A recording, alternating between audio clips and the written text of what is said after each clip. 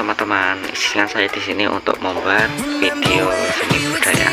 Di sini saya akan merangkumnya dalam proses pertama. Saya membuat sketsa, kemudian mewarnai dan mempresentasikan hasil gambar saya. Enjoy this video. Pertama-tama saya membuat sketsanya dengan menggunakan pensil B2. Kemudian saya lanjut untuk mewarnainya di sekolah pada saat pelajaran seni budaya. Ya, dari sekian klip dari mempersiapkan gambar dari kanvas, kita sudah sampai di bagian presentasi pengaplikasian tentang penggambaran di balik hasil dari gambaran di kanvas saya. Ya, ini dia penampakannya. Ya, teman-teman bisa lihat. Nah, ya, ini untuk bahan-bahan yang saya gunakan di dalam pembuatan kanvas ini meliputi tentu saja untuk pewarnanya yaitu cat akrilik, ya, kemudian ada kuas besar, kecil, dan menengah sedang untuk memperdetail gambar yang ada di kanvas ini. Dan untuk yang ketiga, tentu saja di sini ada kanvasnya sendiri yang ukurannya yaitu 20 x 20. Ini tergolong kecil ya. Masih ada yang lebih besar lagi, mungkin ukurannya lebih dari ini. Jadi saya cuma beli yang budget pelajar aja, yang kecil 20 x 20. Oke, tanpa berlama-lama lagi saya akan mempresentasikan isi dari gambar yang saya buat ini. Oke, pertama-tama di sini kita lihat ada penampakan seorang wanita remaja yang memegang HP. Dia di sini terlihat. Kemudian ada tanda love, ya. Ini besar kemungkinan yang dilakukan oleh remaja perempuan ini sedang membuka sosmednya atau media sosialnya dan mengelek atau melihat tayangan video atau gambar dari orang lain yang mengepost di sosmed tersebut. Kemudian kedua, ada gambar kakek-kakek di sini, kakek-kakek. Ya, lumayan kelihatan ya, kakek-kakek. Di sini sedang membaca buku di kursi roda. Sudah terlihat jelas. Kemudian di atas kepalanya sangat terlihat jelas gambar seperti perpustakaan, ya. Gambar seperti perpustakaan yang mengaplikasikan kakek ini sedang membaca buku, kemudian ilmunya diserap di kepalanya dan disimpan di sini. Ini sangat begitu terlihat ya. Oke, kemudian apa sih pesan moral dari gambar ini? Ya, pesan moralnya banyak sekali tentunya, bisa dilihat dari zaman sekarang dan zaman dulu sebelum ada teknologi. Orang zaman dahulu sering sekali ya mencari ilmu di luar sana secara visual, secara reality. Tidak seperti sekarang yang serba digital melalui genggaman saja seperti gadget atau laptop atau yang lain. Sangat mudah sekali untuk mengakses berbagai bidang di luar sana untuk mencari apakah cuaca hari ini bagus atau tidak. Kita tinggal mencet HP aja nih. Mencet HP di sini, mencet HP, langsung keluar di sini. Langsung keluar.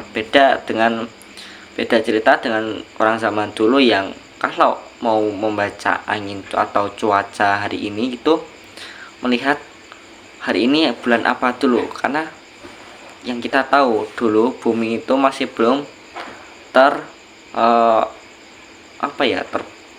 terkontaminasi oleh perkembangan zaman sekarang yang serba dengan polusi dari kendaraan bermotor, kemudian asap-asap pabrik, limbah yang menyebabkan efek rumah kaca dan akhirnya iklim tidak stabil lagi seperti dulu.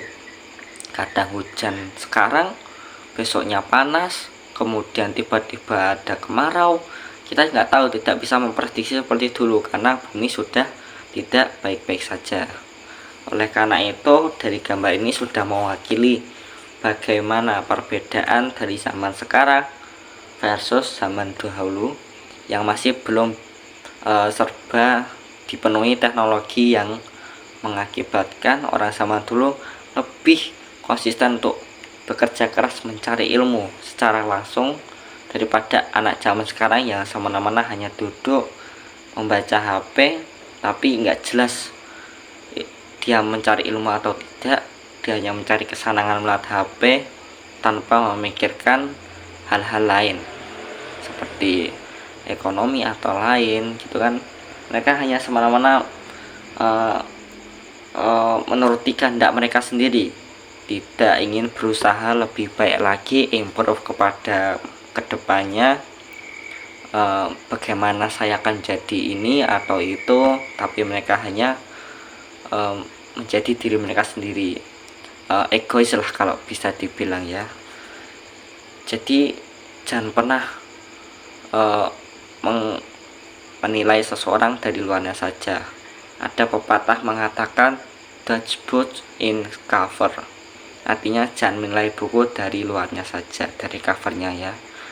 Buku itu ada di dalamnya lebih banyak lagi yang bisa dilihat, lebih dari sampulnya yang terlihat.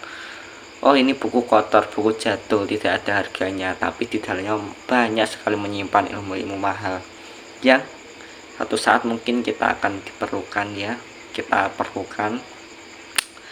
Jadi kesimpulan dari gambar ini adalah inilah perubahan zaman sekarang. Perubahan zaman sekarang bisa menjadi pedang bermata dua juga.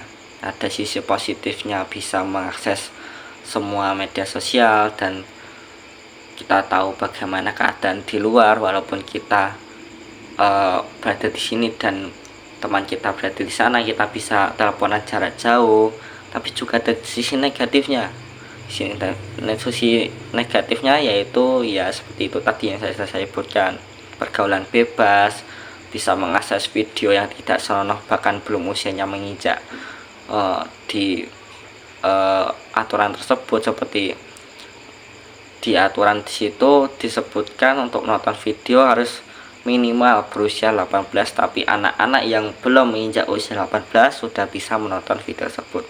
Itu sudah termasuk dalam pergaulan bebas ya, walaupun hanya dari gadget atau smartphone saja, itu sudah tidak relevan lagi.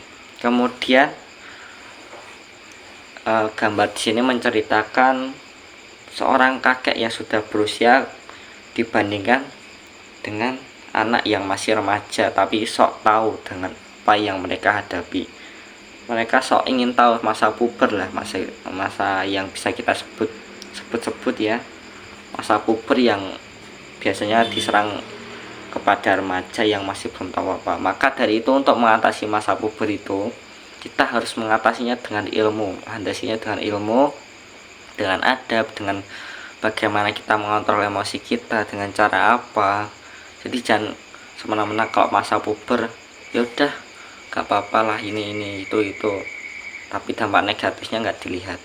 Nah, itu masa remaja kita, atau yang bisa dibilang dilirik lagu Rhoma Irama, masa yang berapi-api ya, itu udah pernah viral pada masanya juga. Jadi ya sekian. Jadi intinya dari sini itu pesan moralnya adalah yang terlihat kotor belum tentu baik, dan yang terlihat baik belum tentu kotor. Ya, itu adalah intinya pesan moral.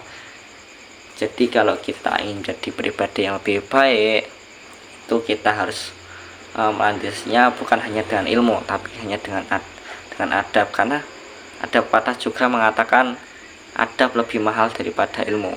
Orang berilmu tanpa adab hanyalah lilin yang membakar dirinya sendiri. Ya, sekian, terima kasih. Hanya itu saja yang bisa saya sampaikan. Mohon maaf bila ada salah kata ya. Jadi hanya itu saja yang mungkin